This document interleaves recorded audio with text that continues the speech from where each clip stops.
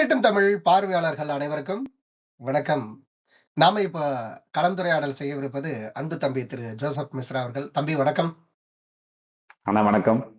Election தேதி அறிவிச்சாச்சு. ரொம்ப பரபரப்பா போயிட்டு இருக்கு. எப்படி பாக்குறீங்க? மிகவும் மிகவும் பரபரப்பா போயிட்டு இருக்கு. ஒரு சினிமா தோனியிலேயே வந்து முழுமையா சினிமா தோனியில இந்த தேர்தலை நீங்க பார்க்கலாம், அணுகலாம். அந்த அளவுக்கு மிகவும் பரபரப்பா 4 முனை போட்டின்னு சொல்றாங்க. ஆனா 3 முனை போட்டியாகிறதுக்கும் வாய்ப்பு இருக்கிறதா தெரியுது.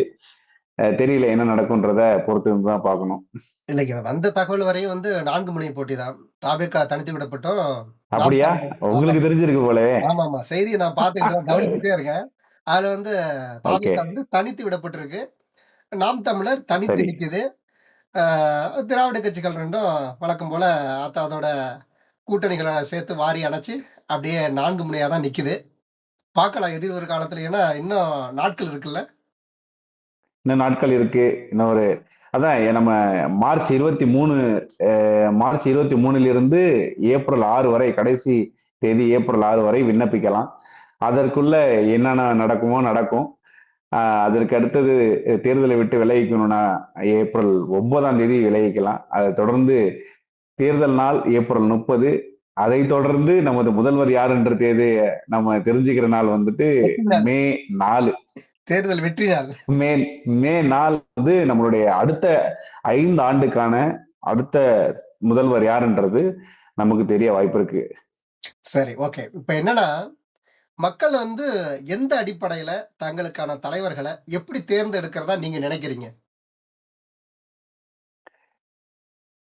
அதாவது நம்ம நம்ம தொகுதி வாரியா எப்படி தேர்ந்தெடுக்கிறாங்க அப்படின்னு கேட்க வரீங்களா எப்படி? மக்கள் எப்படி எடுக்குறாங்க? அவங்களோட மனநிலையிலேயே சொல்லுங்க.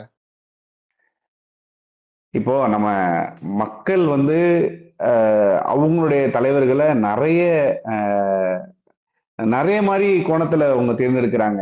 இத நம்ம பார்க்கணும்னா, மக்களையே நம்ம வந்து வேறுபடுத்தி பார்க்கணும். எல்லா மக்களும் ஒரே மாரி சிந்திக்கிறது இல்ல. அப்போ எல்லா இப்படி மக்களும் எடுத்துக்கோங்க. ஒரு கட்சி. அந்த கட்சியில இருக்கக்கூடிய வாக்காளர்கள். அது பயனாளர்களா இருக்கட்டும், அந்த கொள்கை அடிப்படையில எடுக்கிறவங்களா இருக்கட்டும், அல்லது இந்த சின்னந்தாங்கன்னு தேர்ந்தெடுக்கிறவங்களா இருக்கட்டும், எப்படி வேணாலும் இருக்கட்டும். வாட்டெவர் இருந்துட்டு போகட்டும். ஒரு கட்சி, அதனுடைய வாக்காளர்கள் எப்படி இருக்காங்கங்கிறத பத்தி பார்ப்போம். இப்ப சொல்லுங்க. அதாவது நம்ம சரியா அந்த கட்சியுடைய கொள்கைகள, இது எல்லாத்தையும் அதோடைய செயல்பாடுகள, செயல் திட்டங்கள, அதோட வரையறைகள எல்லாத்தையும் தெரிஞ்சு, புரிஞ்சு வச்சிருக்கவங்க பார்த்தீங்கன்னா, ஒரு 5லிருந்து 10% இருந்தாவே அதிகபட்சம். ஏன்னா, அதுக்கு மேலலாம் வந்துட்டு ஒரு சரியா ஒரு கட்சியுடைய செயல்பாடுகள தெரிஞ்சு, அந்த கட்சியுடைய தத்துவங்கள புரிஞ்சு, கொள்கைய புரிஞ்சு, கொள்கை சில கட்சியில இல்லவே இல்லன்றது வேற விஷயம். அத ம். அது அந்த அந்த டாபிக்ல நம்ம போ வேணாம். ஆனாலும் கொள்கைகள சரியா புரிஞ்சு, தத்துவங்கள சரியா புரிஞ்சு, இன்றைய அடுத்த 5 ஆண்டுக்கான திட்டங்கள் என்ன? அதோட பணிகள் என்ன? அப்படின்றத எல்லாத்தையும் புரிஞ்சு வாக்களிக்கிறவங்க பார்த்தீங்கன்னா, ஒரு தொகுதியில நம்ம வந்து எடுத்துக்கிட்டோம்னாவே, ஒரு ம் ரொம்ப குறைவான வாக்காளர்கள் தான் இருப்பாங்க. 5 விழுக்காடுலேருந்து 10 விழுக்காடு இருக்கிறதே சிரமம்னு பார்த்துக்கிட்டீங்கன்னு வச்சுக்கோங்களேன். மிச்சம் 90 இருக்கிறது அப்படியே வலப்பக்கம் நிக்கிறவங்க தான். அதுல நெறைய கேட்டகரி இருக்கு. நம்ம ஒண்ணு ஒண்ணா பேசலாம். சரி, ஒவ்வொரு கேட்டகரியாவே அப்படியே ஒண்ணு ஒண்ணாவே பார்ப்போம். மக்களோட ஒண்ணு ஒண்ணா பேசலாம். மக்களோட புரிதல் எப்படி இப்ப இருக்குன்னு பார்ப்போம். நமக்கு வந்துட்டு முதல் கேட்டகரி அழகா நிக்கிறவன் பார்த்தீங்கன்னு வச்சுக்கோங்களேன். முதல்ல நிக்கிறவன் ம். காசுக்கு ஓட்டுக்கு காசு வாங்குறவன். இ இந் இந்த இந்த இது ஓட்டுக்கு காசு இன்னைக்கு வரைக்கும் வாங்கப்படுதா? கட்டாயம் வாங்கப்படுது. அது அன் அ பழைய காலகட்டத்த விட இன்னைக்கு அதிகமா வாங்கப்படுது. கூவி கூவி விக்கப்படுது காசு. பல பல தினுசா விக்கிறாங்க. இப்ப கூட சில நாட்களுக்கு முன்பு குவளை கொடுத்ததா, இப்ப வந்த புது வரவு கூட டபரா கொடுத்ததா கேள்விப்பட்டோம். பூஸ்ட் ஆ பூஸ்ட் பூஸ்ட் ஊத்திக்கிட்டு இருக்கேன். பூஸ்ட்.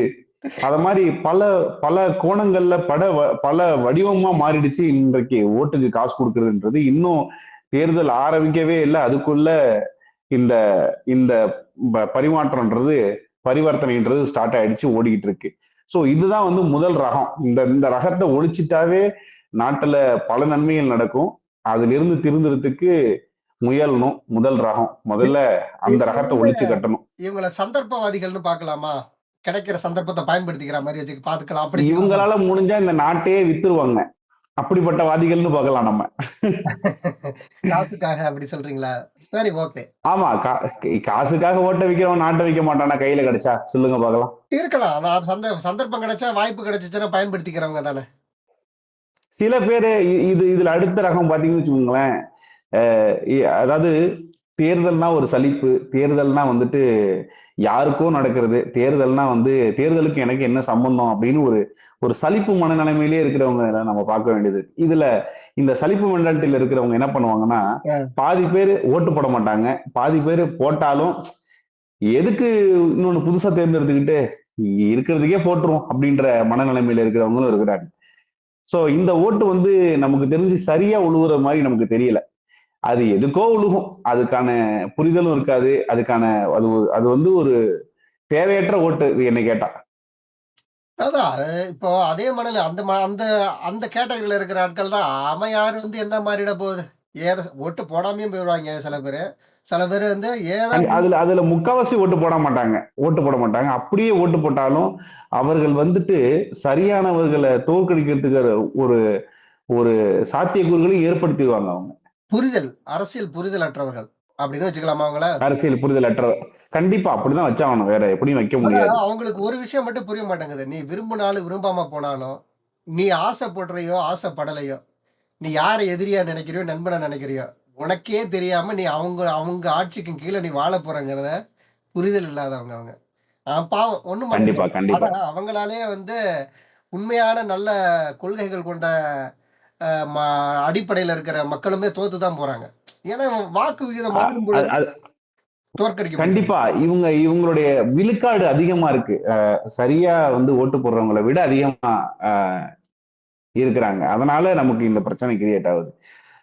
அடுத்த ரகம் இருக்குது. அந்த ரகம் எப்படின்னா, விஸ் அ விசுவாசி, உண்மை விசுவாசின்னா அவங்க தான்.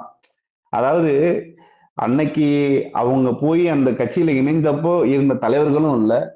அ அன்னைக்கு இருந்த தத்துவமும் இல்ல. அன்னைக்கு இருந்த எதுவுமே இல்ல. எந்த செயல்பாடுகளே கருமாந்திரமும் கிடையாது. இல்லன்னு வச்சுக்கோங்களேன். செயல்பாடே கிடையாது. ஆமா.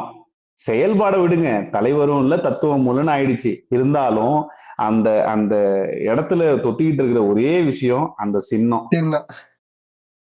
ஆமா. அந்த சின்னத்த அவங்க மண்டையில இருந்து அழிக்க முடியல. அது அது அதுதான் வந்து அவங்க தலையில தொத்திட்டு இருக்கிற ஒரே விஷயம். ஏப்பா என்ன அந்த அதே கேட்டகரி பிராண்டையும் தானே அதே கேட்டகரி தானே நாங்கல்லாம். ஆமா. நாங்கல்லாம் வந்துட்டு உதயசூரியனுக்கு தான் ஓட்டு போடுவோம். நாங்க பரம்பரையா திமுக தான். நாங்க பரம்பரையா அதிமுக தான்.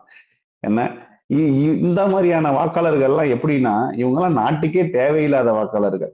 ஆனாலும் இவங்களுடைய வாக்குனாலயும் நம்மளுடைய சரியான வேட்பாளரை தேர்ந்தெடுக்கிறது வந்துட்டு ரொம்ப ரொம்ப வீணா போயிடுது. இவங்கலாம் மெஜாரிட்டியா இருக்கிறாங்க அப்படின்றது தான் மிகப்பெரிய கொடுமை. ஆமா. அதுல அவங்க கண்ணால அவங்க பார்க்குறாங்களா? இல்ல அவங்களுக்கு எதுவும் தெரியாம போயிடுதா என்னன்னு தெரியல. இப்ப நாட்டுல என்னென்ன அநியாயங்கள் நடக்குது? என்ன அதெல்லாம் பார்க்கறதில்ல. அவங்க நலத்திட்டங்கள்ங்கிற மாரி எதுலயோ ஏதோ ஒரு மாய உலகத்துல அவங்க வாழ்றாங்க. என்ன இதுக்கும் அதுக்கும் சம்மந்தம் இல்ல. இதுக்கும் சில அரசுக்கும் பேர் சம்மந்தம் இல்ல. இருப்பாங்க. சில பேர் இருப்பாங்க. எம்ஜிஆர் உடைய ரசிகர் இருப்பாங்க. இன்னைக்கும் இருக்கிறாங்க. 60 வயசுக்கு மேல இருக்கிறவங்க, 70 வயசுக்கு மேல இருக்கிறவங்க எம்ஜிஆர் ரசிகர் இருக்காங்க. ஆ அதே மாரி கலைஞர் கலைஞருக்கு ரசிகர்கள்லாம் இருக்கிறாங்க. ஆமா. அவங்கலாம் வந்து இருந்தாங்க. அவரெல்லாம் மறைஞ்சுட்டாங்க. ஓகே.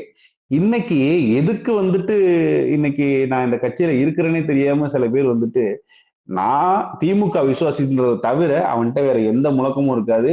அவன் அவன் அவன் புத்தி கூர்மை எதுவுமே இருக்காது. நான் வெறும் திமுக அப்படின்ற ஒரு அடையாளத்துக்கு பின்னாடி நிப்பான். இல்லன்னா அதிமுகன்ற ஒரு அடையாளத்துக்கு பின்னாடி நிக்கிறானே தவிர, அதுதான் நம்ம இதுக்கு முன்னாடி காணொளியில பேசின அந்த பிராண்டு பிராண்டுக்கு பின்னாடி நிக்கிற அந்த தன்மை.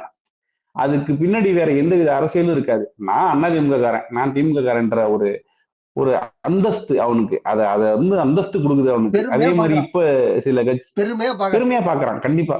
அடிமையில என்னடா பெருமை இருக்கு அப்படிங்கிறாரு. சில பேர் அப்படின்னு சில நம்ம பேர் நினைச்சுக்கலாம். பாஜகன்றதுல பெருமையா இருப்பாங்க. அ அ அது வந்துட்டு பாஜகன்றவங்க வந்துட்டு ஒரு அது பாஜகனாலே ஒரு பெரிய தோற்றம் கொண்டவங்க அப்படின்ற மாரியான ஒரு உளவியல இன்னைக்கு கிரியேட் பண்ணுது. அதுவே காங்கிரஸ்னாலும் காங்கிரஸ்காரவங்க எப்படி அப்படின்றது நமக்கெல்லாம் தெரியும். அத மாரி வலதுசாரி சிந்தனைகளுடைய நெறைய பேர் வந்து இன்னைக்கும் வந்துட்டு இருக்கிறவங்க அந்த மாதிரி கட்சிகள்ல போய் தஞ்சம் அடைஞ்சிடுறாங்க. ஸோ ஒருத்தவங்களுக்கு பிராண்ட் வேல்யூ கொடுக்கறது இன்னைக்கு கட்சி இருக்குது. அந்த பிராண்டுக்கு பின்னாடி ஒளிஞ்சுக்கிட்டு இருக்கிற மக்களா தான் இன்னைக்கு அறியப்படுறாங்க நிறைய பேர். அதுவும் இந்த மாதிரி ஓட்டு போடுற நேரத்துல கண்டிப்பா பிராண்டு பின்னாடி போய் ஒளிஞ்சுக்கிறாங்க. இது இதுக்கு வந்து விசுவாசம் அப்படின்ற ஒரு பேரையும் கொடுத்துக்கிறாங்க. நான் உண்மை விசுவாசி கட்சிக்காக அப்படின்ற மாதிரியான பிம்பத்தையும் கொடுத்துட்றாங்க. இதுல என்ன இருக்கு விசுவாசம்? விசுவாசங்கிற பேர்ல வந்து எல்லாரையும் சுவாசம் இல்லாம காலி பண்றது தான் இந்த விசுவாசம். வேற என்ன பண்ண முடியும்? கண்டிப்பா, கண்டிப்பா. அடுத்த கட்டம் வந்து பாத்தீங்கன்னு வச்சுக்கோங்களேன், ரொம்ப சுவாரஸ்யமான கட்டம். இவர்கள் தான் உண்மையாகவே, அதாவது இதுக்கு முன்னாடி சொன்னவங்க எல்லாம் வந்துட்டு ஏதோ அனுபவிச்சிருப்பாங்க கட்சியினால, அனுபவிக்காம இருப்பாங்க. ஆனா உண்மையா கரை வெயிட்டு அதாவது வெள்ளை வேஷ்டி, வெள்ளை சட்டை, பேனா இது எல்லாத்தையும் ப்ராப்பரா குத்தி அந்த வெள்ள சட்டையில அந்த படம் தெரியிற மாரியான பாக்கெட் இருக்கிற படம் தெரியிற மாதிரி இது எல்லாத்தையும் வந்து அம்சமா நிறைஞ்சு ஒரு மனுஷன் அப்படி அப்படி போவாரு பாருங்க. அவங்கள மாதிரி ஆளுங்களை பத்தி தான் இப்ப நம்ம பேச போறோம். இவங்கெல்லாம் வந்துட்டு மிகவும் இந்த கட்சியை பயன்படுத்தி சம்பாதிக்கிற அந்த இந்த ஏலத்தை எடுப்பாங்க, டெண்டர் எடுப்பாங்க, கான்ட்ராக்ட் எடுப்பாங்க, குத்தகை எடுப்பாங்க, அது இது எல்லாத்தையும் எடுப்பாங்க. எடுத்துக்கிட்டு இவங்க பின்னாடி ஒரு பேக்ரவுண்ட் டீமே இருக்கும். இந்த ஜேசிபி ஆபரேட்டர் வச்சிருப்பாங்க, அது வச்சிருப்பாங்க, இது வச்சிருப்பாங்க, எல்லா டீமும் வச்சிருப்பாங்க. வச்சுக்கிட்டு சம்பாதிப்பாங்க. இவங்களுக்கு பேக் எண்ட்ல இருக்கிற சொந்தக்காரன், பந்தக்காரன், தெரிஞ்சவன், இவனுக்கு கீழே வேலை செய்யற எல்லா குத்தடிமைகளும் இவனுக்கு அண்டர்ல தான் வேலை பார்ப்போம். இது ஒரு மாஃபியா. இந்த மாஃபியா வந்து என்ன பண்ணும்னா, நல்லா இருக்கிறவனையும் 5 நிமிஷம் பேசினா கெட்டவனா மாத்திரும். அப்படிப்பட்ட கொள்ளையடிக்கிற டீம் வந்துட்டு தான் இந்த கட்சிக்காரன்ற ஒரு போர்வையை பூத்திக்கிட்டு சுத்திட்டு இருப்பானுங்க. இவனுங்க அடிக்கிறது கொள்ளதான். ஆனா வியாபாரிகள கட்சி பேரை சொல்லி வியாபாரிகள் இந்த வியாபாரிகள். வியாபாரிகள் வியாபாரிகள் வியாபாரிகள் இந்த இந்த இந்த இதுக்கு வந்து எப்படி சொல்லுவாங்கன்னா, நார்மலா ஊர்ல பொதுமக்களா இருப்பான். அவனை கூட்டிட்டு போய் தம்பி நான் உங்களுக்கு வேலை வாங்கி தரேன். உறுப்பினர் கார்டு இருக்கு. 5 வருஷமா நீங்க கட்சியில இருக்கீங்க.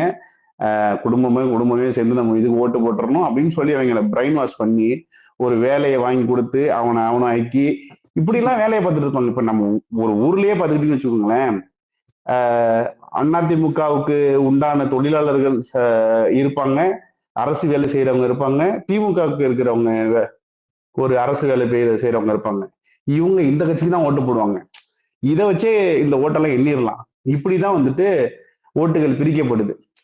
ஸோ நம்ம கட்சிக்காரங்க சரியா பார்த்தாங்க அப்படின்னு சொன்னா அவங்களுக்குன்னு எவ்வளவு ஓட்டு தேர்வுன்றத கணக்குலயே எண்ணிடுவாங்க. அந்த அளவுக்கு அவங்களுக்கு ஓட் பேங்கை இப்படி அவங்க உறுதிப்படுத்தி வச்சிருக்கிறாங்கன்னு சொல்றேன். அடுத்த கட்டம் அடுத்த கட்டம் என்ன, நம்மள மாதிரி ஆள் தான் ஒரு நல்லவனை தேர்ந்தெடுக்கணும், ஒரு நல்ல வேட்பாளர் தேர்ந்தெடுக்கணும், நம்ம வளங்களை பாதுகாக்கிற மாதிரி ஒரு வேட்பாளர் தேர்ந்தெடுக்கணும் அப்படின்னு நினைச்சிட்டு இருக்கிறாள். இவங்கெல்லாம் ரொம்ப கம்மி ப்ரோ. நம்ம வந்துட்டு மிக சொற்பமான ஆட்கள் தான் இருக்கிறாங்க. நல்லது செய்யணும், ஒரு அந்த ஊரை நல்ல நிலைமைக்கு கொண்டுட்டு வரணும், சரியாவே ஒரு தற்சார்பு பொருளாதாரத்தை முன்னேற்றணும். இதெல்லாம் நடந்திருக்கான்னு கேட்டா இது வரைக்கும் நடக்கல. ஏன் ஏன் மக்களுக்கு எதுவுமே தெரியலன்னு சொன்னா, இது வரைக்கும் நடந்திருந்தாதானே தெரியும். அது அத உண்மையாவே தற்சார்பு அப்படின்னு பேசினாவே அவங்க என்ன பிற்போக்குவாதிகள்னு நினைக்கிறாங்க. புரியுதுங்களா? கண்டிப்பா, கண்டிப்பா. பிற்போக்குன்றதை விட அதை பத்தி யாருக்கும் புரிதல் இல்ல. இவங்க ஏதோ பேசுறாங்க. என்ன பேசுறாங்கன்னு தெரியலையே. நடக்கிறத பத்தி பேசுறாங்களா? இல்ல நடக்காத பத்தி பேசுறாங்களா? அப்படின்ற மாதிரி எடுத்துக்கிறாங்க. ஆக வேண்டியதை பாருங்கப்பா அப்படின்ற மாதிரி பேசிட்டு போயிடுறாங்க. இன்னைக்கு அப்படிப்பட்ட மக்களா மாறிட்டாங்க. அதுக்கான காரணம் என்னன்னா, இவங்க எல்லாம் வந்து ஒரு 25-30 வருஷம் இல்ல 50 வருஷமா இதே மைண்ட் செட்ல இதே உளவியல்ல பழகிட்டாங்க. அதனால இவங்களுக்கு என்னன்னா, இவங்களால ஒரு எனர்ஜி போட்டு, ஒரு ஆற்றல போட்டு மேல எழும்ப முடியாது. அதனால இருக்கிறபடியே வாழ்ந்துட்டு போயிடுவோம் அப்படின்ற ஒரு மனநிலைமையில இருக்கிறாங்க. இருக்கு. அதே மாரி இளைஞர்களையும் அதே மாரியே அந்த கட்சியில இருக்கிற இளைஞர்களையும் அதே மாரி அதே அவன மேல எதுவும் சிந்திக்க கூடாதுங்கிற மாரியே கொண்டுட்டு போறாங்க. அது பார்க்குறீங்களா? ம். சிந்திக்க கூடாதுங்கிற மாரியே, அவங்களும் அதே மாரியே கொண்டு அதெல்லாம் சாத்தியமா? இதெல்லாம் சாத்தியமா? எதுவுமே வந்து சாத்தியங்கிறது தேவையா? தேவையில்லையா? இதுதான் செய்தி. அவங்களுடைய பார்வையே எப்படி இருக்குன்னா, இதெல்லாம் ஆகாது. இதெல்லாம் ஆகுற காரியம் இல்ல. இந்த மாரி தான் அவங்க யோசனையே இருக்குது. அவங்களுக்கெல்லாம் எப்படி புரிய கண்டிப்பா. வைக்கிறதுன்னு, இப்ப அவரும் நம்ம ஆளு எவ்வளவோ பாடம் நடத்துறாரு. அப்படியே ஒரு பெரிய திரைய வச்சு ஒண்ணு, ஒண்ணு, ஒண்ணு, ஒண்ணு கிளிப்பிள்ளைக்கு சொல்ற மாரி பாடம் எடுக்குறாங்க. நேத்தின்னு நினைக்கிறேன். இதோட ஒரு ஒரு 50, 60 அ செ சமூக ஊடகங்கள கூப்பிட்டு வச்சு, ஒரு பேராசிரியர் மாரி நடத்தின பாடங்கள பார்த்தோம். ஒரு 2, 2 1/2 மணி நேரம் இருக்கும் அந்த காணொளி. விடாம நின்னு ஒரு விஷயத்துக்கும் பதில் சொல்லி, அ அவ்வளவு தெளிவான ஒரு விளக்க உரை அது. அத அத எந்த கட்சிக்காரனா இருந்தாலும் உட்கார்ந்து பொறுமையா கேட்டிருந்தான் அப்படின்னு சொன்னா, அவனுடைய எண்ணம் கொஞ்சமாவது மாறுதறதுக்கு வாய்ப்பு இருக்கு. இங்க இன்னொரு விஷயம் வச்சிருக்கானுங்க. இத இவங்க தான் சொல்லணும். அந்த மனநிலை உள்ளவங்க கொஞ்சம் பேர் இருக்கிறாங்க. நான் பார்த்துருக்கிறேன். டேய் இந்த காரியம்னா, அத வந்து இவங்க தான் சொல்லணும். அத அவங்க தான் சொல்லணும். இவங்க எல்லாம் எதுக்கு இந்த நாட்டுக்கு, பூமிக்கு பாரமா இருக்காங்கன்னு தெரியல. உண்மையாவே ஒரு தொகுதியுடைய எம்எல்ஏ எத வச்சு தீர்மானிக்கப்படும்னு நீங்க நினைக்கிறீங்க? என்னைய பொறுத்தவரை நான் பார்க்கிறதே இல்ல. நான் வந்து வெளிப்படையா தான் பார்க்கிறேன். இப்ப நீங்க தொகுதி அடிப்படையில நீங்க ஒரு பார்க்கும்போது, நான் வந்து ம். எல்லாரும் இல்ல பயன்படணுங்கிறத தான் நான் நான் நான் பார்க்கிறேன். என்ன கேட்கிறேன்னா, ஒரு எம்எல்ஏ தேர்ந்தெடுக்கப்படுறாரு. அந்த எம்எல்ஏவுக்கு ஒரு 5 சிறப்பம்சம் என்னென்னலாம் அவரு பண்ணா, அது வந்து உங்கள பொறுத்தளவுக்கு அவர் எலிஜிபிள்ன்னு நீங்க நினைக்கிறீங்க? என்னைய பொறுத்தவரை முதல்ல வந்து அவங்க இருக்கிற தொகுதி சார்ந்த பிரச்சனைகள முதல்ல அவங்க வந்து கவனிக்கணும். அவசியம். அது ரொம்ப முக்கியம். என்னதான் இருந்தாலும் அந்த தொகுதி சார்ந்த பிரச்சனைகள வந்து காமிச்சா தான் மக்கள் வந்து அந்த விஷயத்த பார்க்க முடியும். அதனால முதல்ல அவன் தொகுதியில இருந்து தானே வரான். இப்ப எம்எல்ஏன்னா ஒரு எம்எல்ஏன்னு எடுத்துக்கிட்டா கூட, எம்எல்ஏ, எம்பின்னு கேண்டிடேட்டா அப்படி ஒண்ணு ஒண்ணா பிரிக்கிறாங்க. 5 எம்எல்ஏவுக்கு ஒரு எம்பி. இந்த மாரி தானே போயிட்டு இருக்கு. அப்படிங்கிறப்போ ஒரு எம்எல்ஏன்னு சொன்னா, அவங்க தொகுதி சார்ந்த பிரச்சனைகள முதல்ல அவங்க வந்து கருத்தில் கொள்ளணும். எதெல்லாம் விடுபட்டு நிக்குது, எதெல்லாம் செய்யறேன்னு சொல்லி இன்ன வரையும் செய்யாம இருக்கு. அந்த மாரி பிரச்சனைகள முதல்ல எடுத்து, அத சரி பண்ணணும். வேலைவாய்ப்பு விஷயங்கள்ல கவனம் செலுத்தணும் அவசியம். மக்களோட பொருளாதார முன்னேற்றத்த அவசியம் இதெல்லாம் பார்க்கணும். இதெல்லாம் வந்து இப்படிதான் நான் பார்க்குறேன். அதாவது அதுல வந்து நான் இந்த கட்சி, அந்த கட்சி அவங்க இது இவங்களுக்கு செய்யணும், அவங்களுக்கு செய்யணுங்கிற அந்த பேச்சே இல்ல. எனக்கே செய்ய எனக்கு யாருக்கும் எனக்குன்னு தனிப்பட்ட முறையில செய்ய வேணாம். பொதுவா மக்கள் பயன்பெறும் வகையில இருக்கணும்னு நான் விரும்புறேன். நீங்க எப்படி பார்க்குறீங்க? முதல்ல இருக்கிறத அழிக்காத ஒரு எம்எல்ஏ வரணும். இதுக்கப்புறம் அடாடா! இருக்கிறதையாவது அழிக்காத ஒரு எம்எல்ஏ இது வரணும். ரொம்ப ஏன்னா, ரொம்ப யோசிக்க வேண்டிய ஒரு கருத்து நீங்க சொன்னது. ஆமா. இருக்கிறத அழிக்காத அப்படின்ற ஒரு மனநிலைமை ஃபர்ஸ்ட்டு அந்த மனநிலைமை கொண்டவர் நமக்கு எம்எல்ஏவா வேணும்னு ஆசைப்படுறேன். இப்போ அ ஏன் அப்படி நான் சொல்றேன்னா, இதுக்கு முன்னாடி அதாவது நம்ம தமிழ்நாடுன்ற திருநாட்டுல இல்லாத வளங்கள் கிடையாது. சரிங்களா? எந்த வளங்களுமே இல்லாம கிடையாது. எல்லா வளங்களும் உள்ள ஒரு நாடு தான் நம்ம நாடு. அப்படிப்பட்ட ஒரு நாட்டுல இருக்கிற வளங்கள இருக்கிறபடி வச்சுட்டாலே எந்த பிரச்சனையும் கிடையாது. எல்லாமே நல்லா இருக்கும். அத சரியா நம்ம எப்படி பண்ணணும் வழிகாட்டணும். அவ்வளவுதானே தவிர, எல்லாமே இருக்கு இங்க. அப்படிப்பட்ட ஒரு இடத்துல நீங்க இருக்கும்போது, சரியா மக்கள வழிநடத்திட்டாலே, அவங்கவங்களுடைய தொழில் சார்ந்து வளர்ந்துருவாங்க. அவங்கவங்க ஒழுக்கத்தோடையும், அவங்கவங்களுக்கு என்னென்ன தேவையோ, அது எல்லாத்தையும் அவங்களே செஞ்சுக்குவாங்க. அப்படின்ற ஒரு நம்பிக்கை எனக்கு இருக்கு. என்ன தேவைன்னா, சரியான வழிகாட்டுதல் தேவை அப்படின்றது நான் பார்க்கிறேன். பார்க்கலாம். எதிர்வரும் காலங்கள்ல எது மாரியான ஆட்சி தலைவர்கள் நமக்கு இப்ப அமைய போறாங்கன்னு பொறுத்திருந்து தான் பார்க்கணும். உங்கள் நேரத்த ஒதுக்கி சிறப்பான நேர்காணல் கொடுத்தமைக்கு நன்றி. நன்றி, நன்றி, நன்றி.